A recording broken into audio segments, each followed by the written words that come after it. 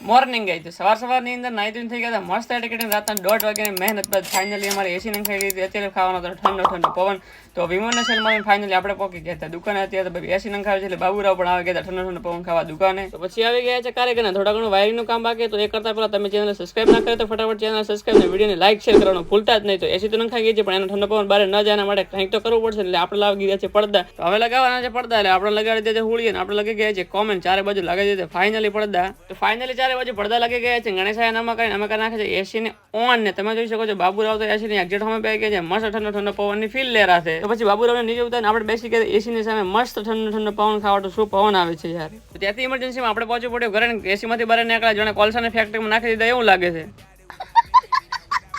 તો પછી ઘરના કહે છે આપણે જવું છે કરણપુરા રાજભા ગઢવીને જોવા હાટું તો બાઇક ની સેન્સમાં ફાઇનલી આપણે એન્ટ્રી થઈ હતી કરણપુરાની અંદર પણ હજી સુધી રાજભા ગઢવી આવ્યા નતા પછી રાજભા ગઢવી આવી જઈને પછી બોલાવી બાગા જીકી